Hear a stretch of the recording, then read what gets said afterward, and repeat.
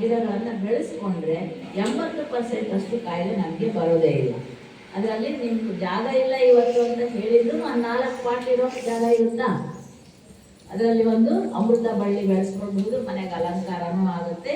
ವಿಳೆದೆಲೆ ಬೆಳೆಸ್ಕೊಳ್ಬಹುದು. ಮತ್ತೊಂದು ಬಸಳೆ ಗೊತ್ತಲ್ವಮ್ಮ ಎಲ್ಲರಿಗೂ? ಬಸಳೆ ಅದು ಒಂದು ಒಳ್ಳೆ ಬಳ್ಳಿ ಆಗುತ್ತೆ.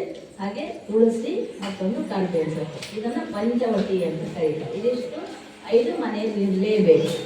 ಇದನ್ನು ನಾವು ಎಲ್ಲ ಬಳಸ್ಕೊಂಡು ಆರೋಗ್ಯವನ್ನು ಸುಧಾರಿಸ್ಕೊಳ್ಳೋಣ. ಇವತ್ತು ಇರೋದ್ರಲ್ಲಿ ಲವಂಗ ಪುಡಿ ಇದೆ, ಏಲಕ್ಕಿ ಪುಡಿ ಇದೆ, ಮತ್ತು ಚಕ್ಕೆ ಪುಡಿ ಇದೆ, ಇಲ್ಲಿ ಜೀರಿಗೆ ಪುಡಿ ಇದೆ, ಕರಿಮೆಣಸಿನ ಪುಡಿ ಇದೆ, ಅರಿಶಿನ ಇದೆ, ಇಂಗು ಇದೆ, ನಿಂಬೆಹಣ್ಣಿದೆ, ಹುಣಸೆ ಹಣ್ಣಿದೆ, ಬೆಲ್ಲ ಇದೆ. ಪ್ರತಿದಿನ ಬಳಸ್ತೀವಲ್ವ ಇದನ್ನು ನಾವೆಲ್ಲರೂ. ಲವಂಗ ಪುಡಿ, ಏಲಕ್ಕಿ ಪುಡಿ, ಚಕ್ಕೆ ಪುಡಿ, ಜೀರಿಗೆ ಪುಡಿ, ಕರಿ ಮೆಣಸಿನ ಪುಡಿ,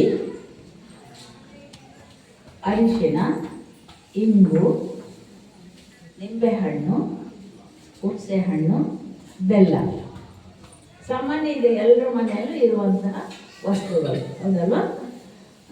ಈಗ ಇದರ ಜೊತೆಯಲ್ಲಿ ಇದಿಷ್ಟೇ ಮೇನ್ ಇಂಗ್ರೀಡಿಯೆಂಟ್ಸ್ ಆಗೋದಿಲ್ಲ ಅಲ್ವಾ? ಆಹಾರ ತಗೊಳ್ಳುವಾಗ ನಾವು ಈ ತ್ರಿಕೋನಾಕಾರದಲ್ಲಿನೇ ಆಹಾರವನ್ನು ಬಳಸ್ಕೊಳ್ತೀವಿ, ಸೇವನೆ ಮಾಡ್ತೀವಿ. ಟ್ರ್ಯಾಂಗ್ಯುಲರ್ ಶೇಪ್ನಲ್ಲಿ ಮೊದಲು